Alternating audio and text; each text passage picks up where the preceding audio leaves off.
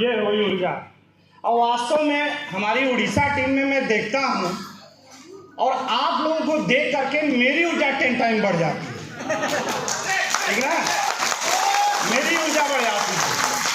क्योंकि देखिए direct selling का बिजनेस, खासकर सेल्स की लाइन में अगर आपके पास ऊर्जा नहीं है तो आप सोना भी बेचेंगे, कोई लेने वाला नहीं है। मरे मरे जाइए किसी भैया ले लीजिए, बोलेगा, पहले कहेगा ये तो खुदे मरा हुआ है, हमको क्या देरी पिलाएगा, ऐसा ना। माय डियर फ्रेंड, मेरा नाम है रमेश नारायण राय और आज इस मंच पे यानी कि डायरेक्ट सेलिंग के मंच पे तकरीबन 17-18 साल हो गए और 17-18 साल में बहुत सारे चैलेंज भी देखे। चैलेंज तो इतने देखे कि फिर वो बताऊं तो कहानी बड़ी लंबी हो जाएगी। मैं अक्सर लोग कहते हैं सर क्या आपका पूछना, लाखों रुपए महीने कमाई है, ऑडी से चलते हैं, 5-5 कारें हैं, 24 बार विदेश यात्रा कर लिए। सर आप जैसा जिस दिन हो जाएंगे ना तो उस दिन हम तो क्रांति मचा देंगे। तो मैं उनसे कहता हूँ पहले मचाओ तभी होगी, ऐसा ना। कई लोग कहते हैं ना सर ऐसा हो जाए तो मीटिंग में तो मैं इतना जाऊंगा कि पूछिए मत, और मैं कहता हूँ पहले मीटिंग में जाओ तो इससे हो जाओगे, ऐसा ना। तो बहुत सारी तकलीफें हुई, बहुत सारे चैलेंज आए। आज के 17 साल पहले मुझको वह कहानी याद है। हमको जिस शख्स ने दिवाकर सर से मिलवाया वो शख्स 3 महीने तक लगभग मेरे साथ बिजनेस किए हमारे पुराने ऑर्गेनाइजेशन में, और 3 महीने बाद वो एक नई कंपनी लेके आए। और नई कंपनी लाने के बाद उन्होंने कहा कि रमेश बाबू जानते हैं वो जो स्पालिना आता था ना, वहाँ पे भी स्पालिना आता था, वो जो पहले स्पालिना आता था वो नकली टाइप उसमें राख आने लगी है, अब उसमें मजा नहीं है। तो मैं कहा भैया अभी तो 10 दिन पहले तक आप कहते थे कि यह वर्ल्ड लेवल का प्रोडक्ट है, 10 दिन के अंदर ही मैन्युफैक्चरिंग बदल गई। कह नहीं शाम को आइएगा तो बताएंगे। तो शाम को दूसरा काम बताने लगे, कहे कि अब यह कंपनी नहीं यह कंपनी। तो मैंने उनसे कहा कि सर ऐसा है कि 3 महीने बाद जो आपने बता दिया है ना, जिस कंपनी के बारे में, जिस सप्लायर के बारे में, जिनसे आपने मिलवा दिया उससे मोहब्बत हो गई, उससे मोहब्बत हो गई। एक बुजुर्ग महिला थी और बुजुर्ग महिला एक गुरु का बड़ा भक्ति करती थी, मतलब वो अंधभक्त थी गुरु की। तो एक बार गुरु उनके गांव आए और गांव आकर के वो वन में जाने की तैयारी कर रहे थे। तो इस महिला ने कहा कि गुरुजी ऐसा है कि मैं भी आपके साथ वन में चलूंगी और मैं आपकी सेवा करूंगी। उस बुजुर्ग महिला ने, तो उस गुरु ने कहा कि नहीं माता जी आपका उम्र ज़्यादा हो गया है, मैं भी बुजुर्ग हो गया हूँ और मैं आपको 7 साल लेके कहाँ जा सकता हूँ, आप रहने दीजिए। लेकिन उस महिला ने कहा नहीं, कतई मुझको आपके साथ चलना ही चलना है। अब उस महिला ने गुरुजी को तैयार कर दिया, गुरुजी तैयार हो गए और कुछ देर बाद जब वो चलने को हुए तो उस महिला ने क्या करा कि जो थोड़े बहुत गहने वगैरह थे, जो पैसे वगैरह थे, वो अपना टोकरी में रख ली और रख के गुरु के साथ चलने लगी। जब वो जंगल में गई और 1-2 दिन बीता तो एक बार वो गुरु ने कहा कि कुएं में जाओ और पानी ला दो। और वो महिला जो है कुएं में पानी लाने गई तो उस गुरु के मन में थोड़ा सा लालच आ गया और उसने कहा कि इसके पास जेवर है, पैसे हैं और वो पैसा हड़प लूँ, इसका एक ही उपाय है कि इनका उद्धार कर दूँ। उसने क्या किया, गुरु ने क्या किया कि उस महिला को जैसे वो कुएं में झुकी, इसने पीछे से धक्का दे दिया और धक्का दिया, वो महिला उस कुएं में गिरी। और गिरने के बाद जानते हैं क्या सोचने लगी, वो सोचने लगी कि मैं कुएं में चूंकि पानी कम था, महिला मरी नहीं, तो उसने सोचा कि मैं कुएं में मुझको किसी ने धक्का दे दिया कहीं वो चोर डाकू ना हो सकता हमारे गुरु जी का भी कुछ बिगाड़ दें, सब नुकसान कर दें। ये बड़ा टेंशन में रहने लगी और भगवान से प्रार्थना करने लगी उस कुएं में। थोड़ी देर बाद भगवान ये सारा चीज देख रहे थे, उनको बड़ा तेज गुस्सा लगा और वो एक चरवाहे का, एक बकरी चरवाहे का रूप रख के उस महिला को कुएं में से बाहर निकाले। और बाहर निकालने के बाद वो जैसे महिला बाहर निकली तो उसने कहा मेरे गुरुजी कहाँ हैं, मेरे गुरुजी कहाँ हैं। और भगवान गुस्से में उस गुरुजी को पेड़ में बांध दिए थे। अब ये महिला जैसे देखी कि हमारे गुरुजी को पेड़ में बांध दिया गया है तो इसने क्या किया कि मिन्नत करने लगी उस चरवाहे से जो भगवान का रूप था। मिन्नत करने लगी कि हमारे गुरुजी को छोड़ दीजिए।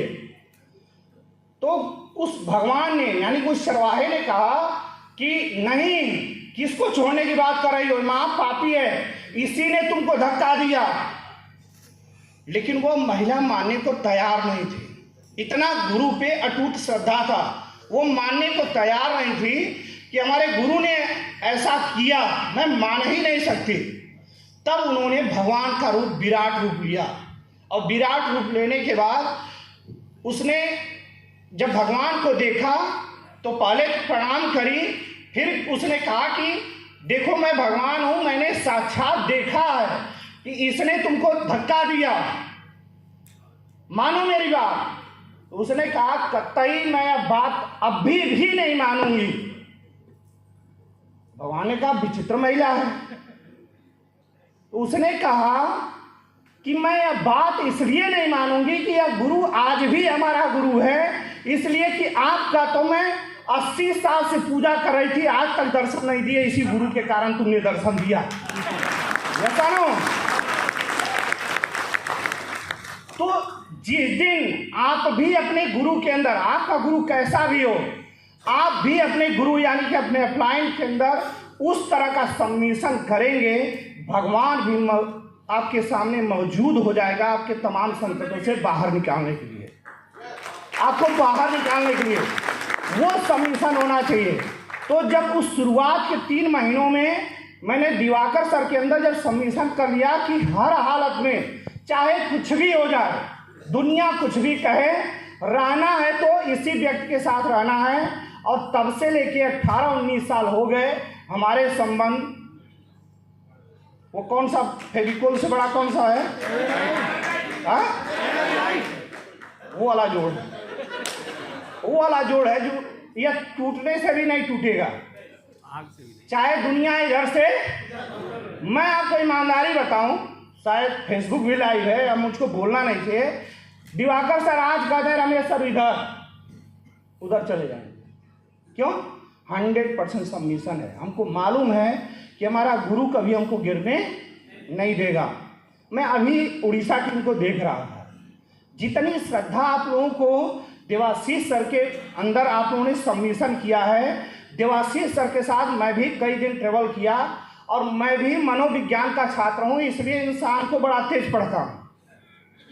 और मैं आपसे गारंटी लेता हूँ कि देवाशीष सर जीवन में कभी आपको डूबने देंगे ही नहीं, कभी डूबने देंगे ही नहीं। कभी भी वो व्यक्ति अपने बारे में कभी बात ही नहीं करते हैं। जब भी बात अगर करते हैं तो अपने टीम को लेकर बात करते हैं, ठीक है ना। और ये सबमिशन जिस दिन आपका अपने अपलाइन के अंदर हो जाएगा, भाई आपके अपलाइन सीरीज में जो भी अपलाइन आपको लगे कि ये अपलाइन मेरे बारे में सोचता है या मेरे सुख दुख में साथी है, उसके साथ 100% आपको सबमिशन करना पड़ेगा। तो 18 साल पहले अब दिवाकर सर के अंदर मैंने क्या क्या चीज़ देखा, थोड़ा सा हंसी वाली बात भी कर लें। हाँ, मैंने देखा, मैं एक डॉक्टर साहब के यहाँ एज ए कंपाउंडर असिस्टेंट में काम करता था। 2-4 हज़ार रुपये महीने बड़े मुश्किल से मिलता था। और उसी बीच में जब यह मिले ना, तो मैं इनको जो है एक ही चीज़ देखता था, यार बंदा पैसा तो कमा रहा है, तभी तो इतना मस्त लाइफ है, फर्स्ट क्लास का जैकेट वैकेट, पैंट शर्ट जीन्स पैंट एकदम टकाटक, ठीक ना, मस्त लाइफ है। और शाम के टाइम जब मुझको छुट्टी मिलती थी तो ये कहते थे रमेश जी राधा होटल आ जाइए। और हमारे होम टाउन में राधा होटल बड़ा फेमस था और उसका जानते हैं दाल फ्राई बड़ा फेमस था। तो मैं भी शाम को चला आता था, ये बैठे बैठे दाल फ्राई दो, ये रोटी दो, वो चाय लाओ। मैं कहता भाई पैसा तो कमा रहा है बंदा, बात समझिएगा। बहुत सारे अपलाइन लोग क्या करते हैं, डाउनलाइन मिल जाए पैसा भी कमाते हैं, सोचते हैं वही साला दे, ठीक ना। और देखिए दाल फ्राई का इन्वेस्टमेंट कितना उनको काम आया।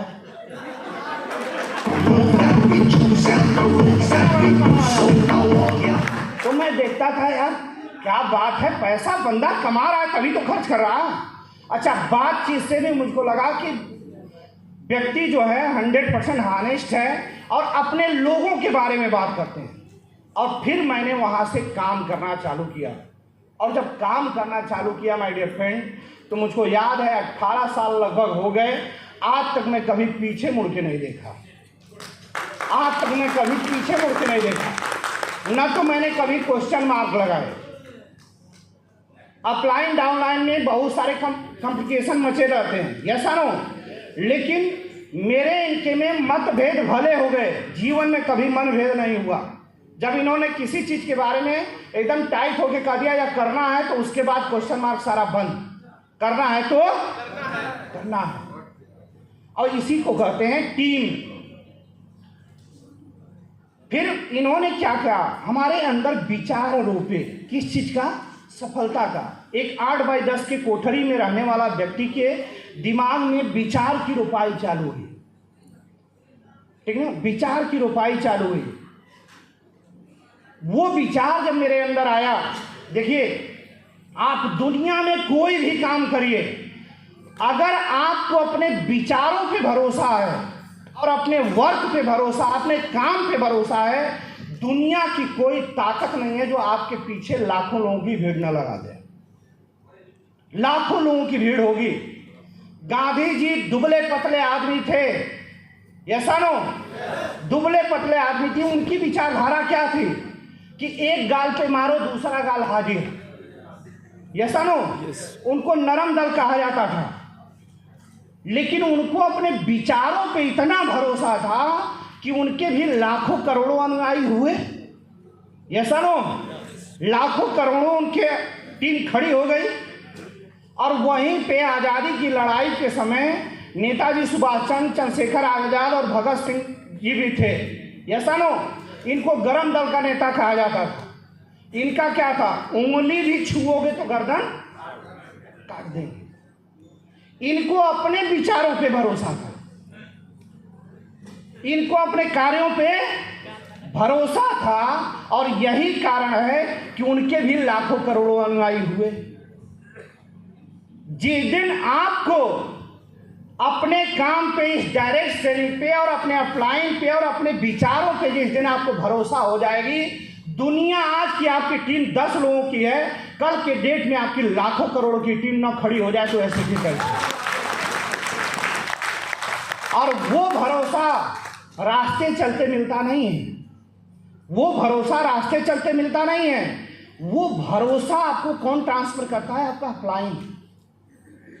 जब आप ओपन माइंडेड से अपने अपलाइन की बातों को फॉलो करते हैं तो धीरे धीरे विचार आपके अंदर आता है, और जब वो विचार आता है तो एक बीज बनता है, एक बीज से एक वटवृक्ष का निर्माण होता है।